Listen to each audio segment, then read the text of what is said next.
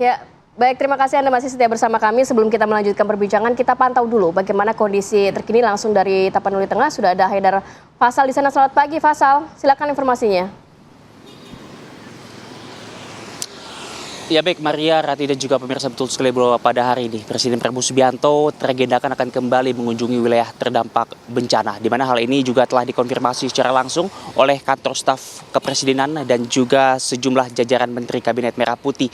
Ini Maria, Rati dan juga pemirsa tentu juga memperkuat komitmen dari Presiden Prabowo Subianto yang sempat mengatakan dalam sidang Kabinet Paripurna terakhirnya bahwa ia akan meninjau dan juga mengawasi secara langsung progres di wilayah terdampak bencana 1 minggu sekali. Sebelumnya kita ketahui bersama juga pada 18 Desember, Presiden Republik Indonesia juga mengunjungi wilayah terdampak bencana di Sumatera Barat dengan mengunjungi dan juga meninjau progres pembangunan jembatan di berbagai wilayah di Sumatera Barat. Adapun hari ini sendiri, Maria, Rati dan juga pemirsa, memang untuk giat dari Presiden Prabowo Subianto sifatnya masih tentatif. Kami ini juga terus mencoba untuk melakukan konfirmasi kepada sumber-sumber yang kami rasa relevan untuk memberikan informasi terkait dengan kegiatan Presiden Prabowo Subianto. Namun memang belum ada kepastian. Tapi sedikit informasi yang kami peroleh dan kami bisa sampaikan kepada pemirsa di rumah bahwa memang kemungkinan besar Presiden akan mengunjungi wilayah terdampak di Aceh. Dalam hal ini adalah Kabupaten Bener Meriah dan juga Kabupaten Aceh Tamiang. Bahkan informasinya Presiden Prabowo Subianto juga akan menghabiskan malam tahun baru di wilayah terdampak tersebut. Tentu Maria, Rati dan juga pemirsa, ini merupakan gestur yang baik yang ingin ditunjukkan oleh Presiden Prabowo Subianto karena beliau di masa-masa pergantian tahun baru ini, perayaan malam pergantian tahun baru, Presiden Prabowo Subianto tidak merayakannya dengan perayaan gemerlap, melainkan hadir di tengah masyarakat yang terdampak bencana yang mungkin hingga sampai saat ini juga masih dirundung kesedihan.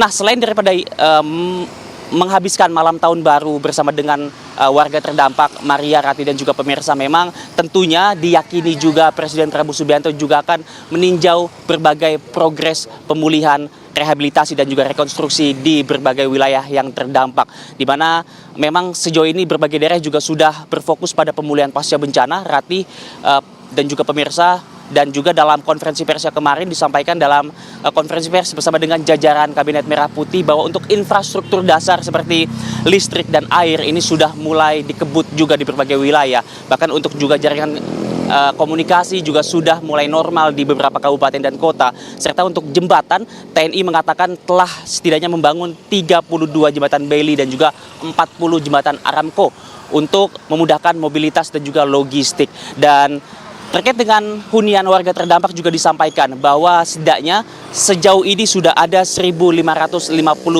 unit hunian sementara yang sedang dalam proses pengerjaan. Dan tentu Rati, Maria dan juga pemirsa, ini juga akan menjadi salah satu yang diyakini akan ditinjau secara langsung oleh Presiden Prabowo Subianto. Kendati demikian, kami perlu tekankan sekali lagi dan juga ingatkan sekali lagi bahwa memang untuk giat Presiden Prabowo Subianto sendiri yang sudah juga memang selalu bersifat dinamis, pemirsa. Jadi bisa jadi mungkin juga apa yang saya sampaikan saat ini bisa berbeda dengan kegiatan Presiden Prabowo Subianto nanti ya. Tapi yang pasti kami akan terus sampaikan informasi kepada Anda, apapun informasi yang telah kami konfirmasi kepada pihak yang memang relevan terkait dengan hal tersebut, dan nanti kami akan sampaikan kepada pemirsa di rumah. Untuk sementara demikian, kami kembalikan ke studio.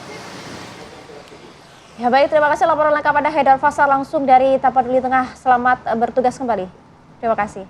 Prof Gun, kita sudah lihat ya bagaimana kemudian tadi disampaikan memang akan ada beberapa lokasi yang kemudian dicek langsung tidak hanya oleh Presiden tapi juga oleh para pembantunya. Tapi kalau dilihat di publik sebenarnya seperti apa sih cara menarasikan ya komunikasi dari percepatan bahkan perusahaan bantuan ini, kenapa kemudian masih diterima publik masih kurang baik begitu ya?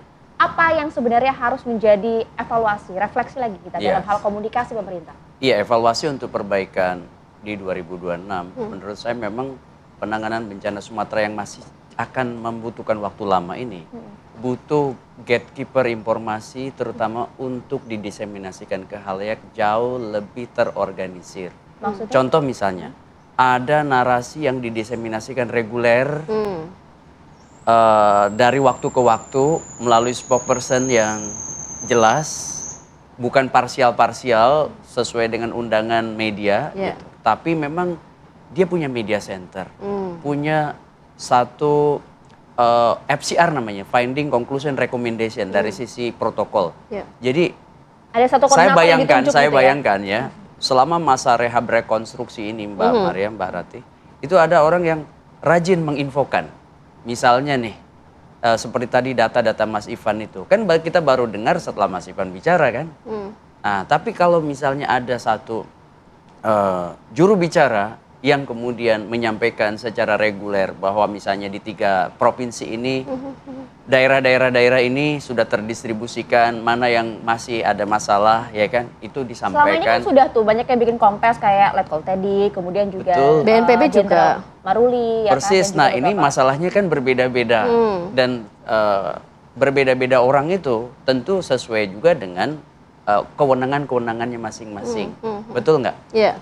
Kayak misalnya Seskap ya dengan kewenangannya, kemudian juga Panglima misalnya dengan Panglima TNI atau misalnya pas menteri-menteri datang ke lokasi, ini namanya random kan? Iya. Nah, yang dibutuhkan itu adalah komunikasi terorganisir. Baik. Ditunjuk ada satu koordinator, bahkan beserta dengan jubir satu pintu gitu ya? Iya, bisa ad hoc kok.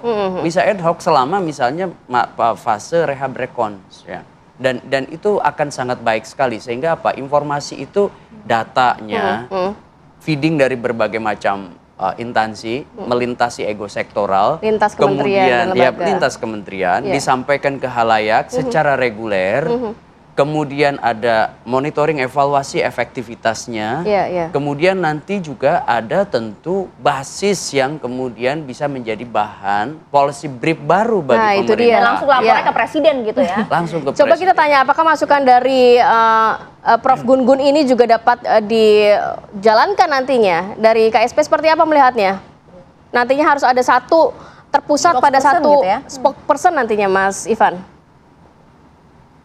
Ya tentu semua masukan atau saran baik kita tampung, kita kaji, ya kita telaah begitu. Tetapi pada prinsipnya sekarang kan itu juga sudah berjalan begitu ya. Sebagai contoh misalkan BNPB dan juga menteri terkait itu selalu mengadakan press conference setiap hari, setiap sore ya. Itu sekitar jam 5 jam 6 kita rutin melakukan press conference. Lalu juga semua pejabat terkait itu rutin melakukan press conference ya setiap minggu. Di situ ada Pak Menko PMK, ada Pak Mensesnek, ada Pak Seskap, Panglima TNI, Kapolri dan segala macamnya. Jadi artinya secara bersama-sama kita menyampaikan informasi kepada publik. Memang betul tadi yang disampaikan oleh Prof. Gun-Gun bahwa pejabat-pejabat ini pejabat-pejabat ini sesuai dengan kewenangannya ya. Misalkan Menteri PU pasti akan bicara atau mengupdate soal perkembangan percepatan pembangunan infrastruktur. Misalkan Menteri Kesehatan tentu akan mengupdate soal bidang kesehatan ya. Tetapi pada prinsipnya semua itu dilakukan secara bersama, dilakukan secara serentak pada satu momen, pada satu tempat. Itu ada di preskon mingguan yang dikomandoi oleh Pak Menko PMK. Nah, kalau memang misalkan berkaitan dengan juru bicara, tentu itu menjadi domainnya dari Bapak Presiden. Tetapi pada prinsipnya kami menyadari betul bahwa komunikasi di masa bencana, di masa krisis ini menjadi hal yang sangat penting, menjadi hal yang sangat prioritas juga untuk menyampaikan atau mengabarkan kepada publik update-update penanganan bencana yang sudah kita lakukan ya. Baik. Misalkan sebagai contoh tadi disinggung soal bantuan di Aceh Utara. Tadi barusan saya cek kanan kiri, saya telepon kanan kiri, saya cek satu persatu, semua bantuan itu sudah dikirimkan kok ke Aceh Utara ya. Memang ada aspirasi atau ada curhatan lah ya dari Bupati Aceh Utara kemarin kepada Bupatinya langsung yang ngomong Exco dan juga kepada menteri terkait gitu ya. Sebagai contoh, saya cek di Aceh Utara. Di Aceh Utara itu sudah mengusulkan dana tunggu hunian untuk 2.366 kepala keluarga gitu loh. Nah, usulan dana tunggu hunian ini kan tidak mungkin muncul tiba-tiba. Ya, tentu ini berasal dari usulan para kepala daerah ya. Mungkin Bupati Aceh Utara juga sudah mengusulkan kepada pemerintah kepala keluarga mana saja yang berhak mendapatkan dana tunggu hunian. Nah, ini bentuk kolaborasi antara pemerintah Aceh Utara dan juga Pemprov serta pemerintah pusat. Artinya tidak ada satupun kabupaten kota bahkan desa yang dianaktirikan oleh pemerintah pusat begitu. Oke, Mas Ivan. Baik. Semoga program-program yang saat ini dilakukan oleh Presiden khususnya untuk warga yang terdampak dapat berjalan dengan lancar dan juga secara merata begitu ya. Terima kasih banyak Mas Mas Ivan. Ivan, terima kasih banyak. Dan juga Prof. Gun-Gun sudah hadir pada pagi hari ini. Selamat berlibur mungkin ya. Assalamualaikum. Iya. Kami akan jeda dulu pemirsa, ngomong tadi Rati soal liburan gitu ya. Usai jeda kami ajak Anda di pemirsa untuk mengecek bagaimanakah beberapa lokasi wisata terutama di kawasan Bali yang katanya juga sudah mulai ramai dikunjungi oleh para pengunjung. Saat lagi usai jeda ya.